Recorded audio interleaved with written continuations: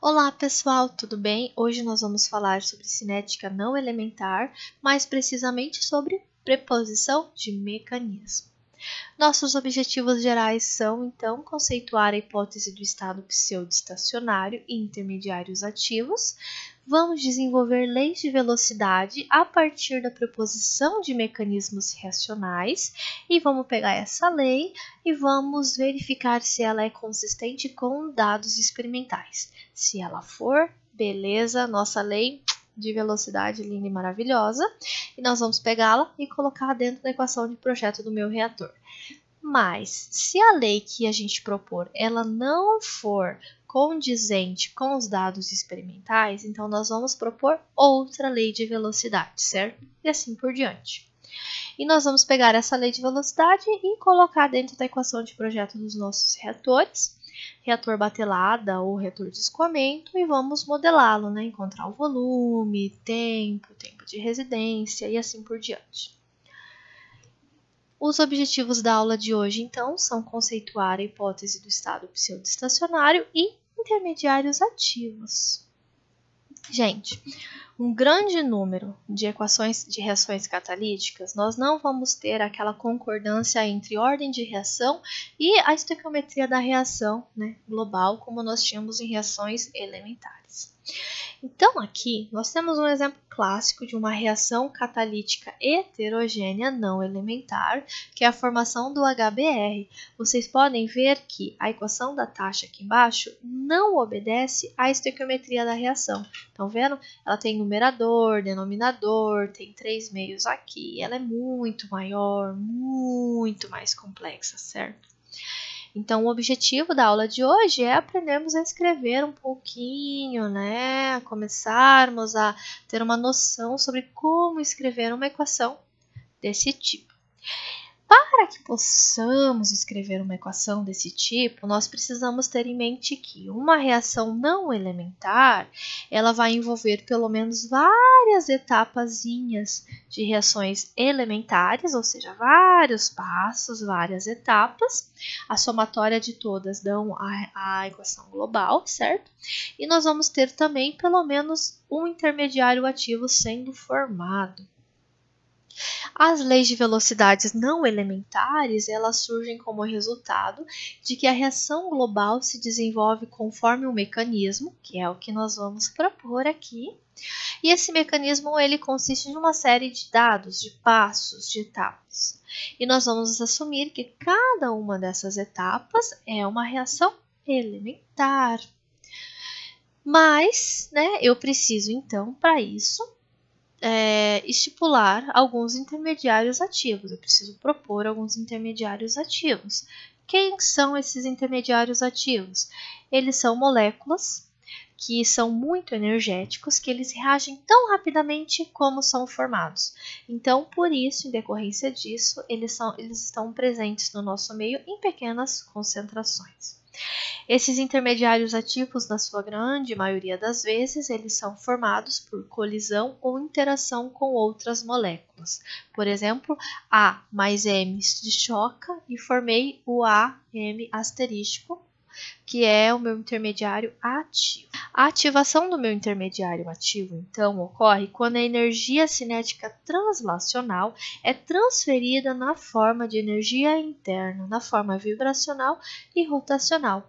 Então, além de eu precisar que essas minhas moléculas estejam em uma grande velocidade, que elas se choquem e que haja uma colisão efetiva, eu preciso também que as minhas ligações absorvam essa energia, ocorra a ruptura das minhas ligações, rearranjo molecular e decomposição também para que ocorra a formação do meu intermediário ativo. Os meus intermediários ativos, quem são, professora? Meu Deus, fala de intermediários ativos, mas eu ainda não sei quem são. Os intermediários ativos, então, eles são radicais eles podem ser radicais livres ou fragmentos moleculares estáveis, contendo um ou mais elétrons emparelhados. Então, eles podem ser radicais livres, eles podem ser, usualmente eles não são muito estáveis, como o trifenilmetil aqui, apresentado no canto, mas como regra geral eles são instáveis, extremamente reativos, por exemplo, CH3, C2H5 e CHCl3, então isso aqui são alguns exemplos. Podem ser íons e substâncias polares, ou seja, átomos carregados eletricamente. Podem ser moléculas ou fragmentos, né? Então pode ser N3-, Na+, H3O+, e assim por diante. Mas também elas podem ser moléculas. Por exemplo, eu tenho uma reação do tipo A dando S, mas para que eu forme o S, eu preciso formar o R.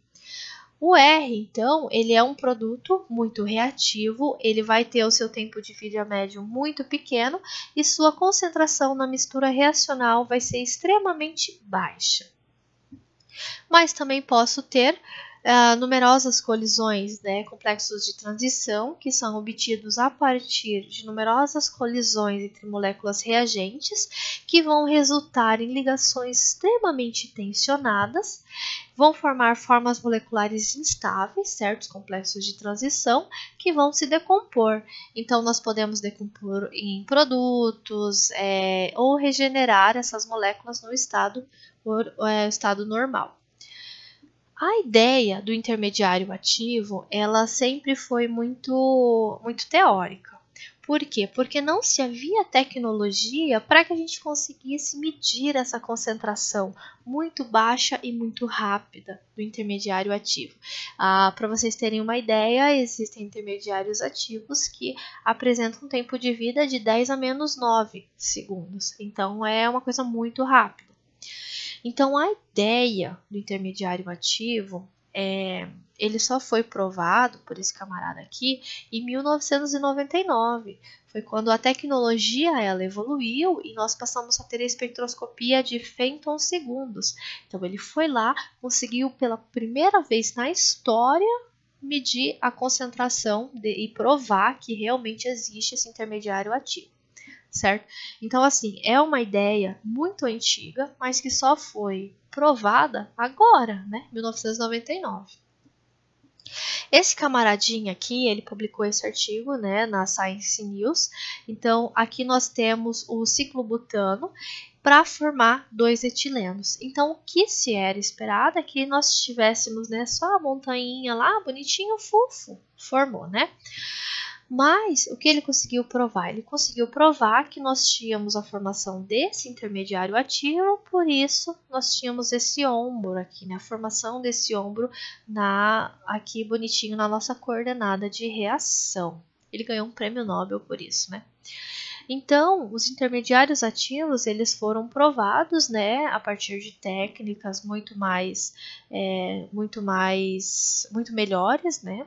Além da que foi citada antes, nós também temos análises espectroscópicas de alta resolução e também congelamento de reações em baixas temperaturas para que a gente consiga medir a concentração do intermediário ativo. Então, provado que realmente existem os intermediários ativos, essas substâncias elas vão explicar numerosas reações químicas que antes, né, eram hipóteses e que agora a gente sabe que realmente elas seguem esse mecanismo de reação que nós propomos, certo? Então, portanto, o que nós vamos fazer? Nós vamos criar uma teoria. Então, nós temos lá a equação global. Nós vamos criar uma teoria, criar um mecanismo, nós vamos sugerir intermediários ativos. Então, nós vamos lá, a equação global é essa.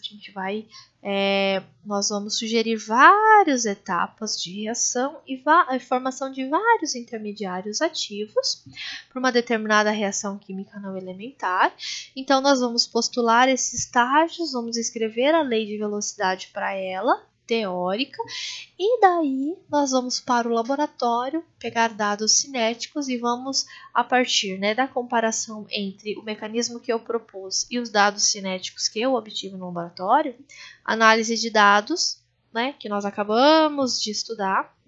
Então, eu vou pegar todas aquelas metodologias de análise de dados e vou verificar se os meus dados experimentais, eles realmente se encaixam na lei de velocidade que eu propus.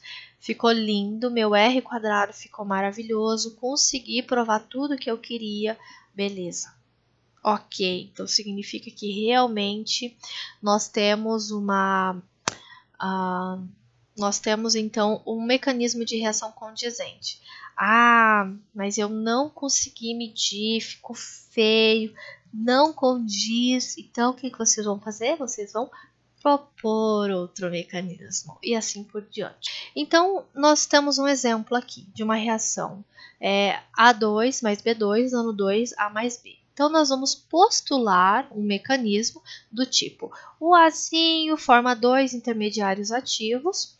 Esse intermediário ativo, um deles reage com o B, forma AB, então forma o primeiro produto, mais o primeiro intermediário ativo do B asterístico.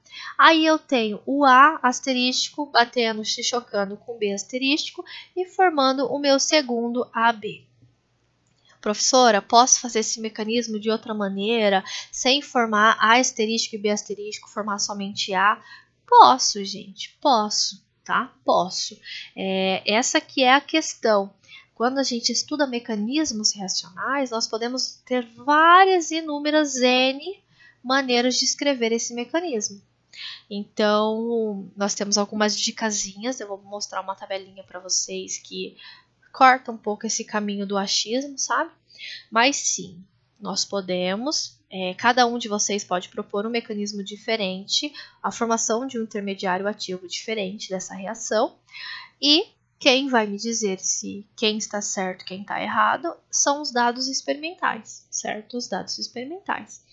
Então, é isso mesmo, gente. É uma parte da disciplina assim que vocês precisam ter um pouco de conhecimento de química, de formação, de mecanismo, para que vocês possam seguir adiante, certo? Então, aqui formulamos um mecanismo maravilhoso. Então, nós vamos propor esse mecanismo e, a partir de dados experimentais, nós vamos expressar se realmente a equação que a gente escrever a partir desses mecanismos, né, dessas etapas, né, dessas 3 etapas, se ela realmente expressa a minha reação química etapa por etapa. Então, gente, ó, é trabalho braçal, não tenho o que falar. Vocês vão propor o mecanismo, chega no fim, não deu. Então, vocês vão pensar, então eu vou mudar um intermediário ativo, vou mudar uma equação, vou pôr um passo a mais, vou tirar um passo.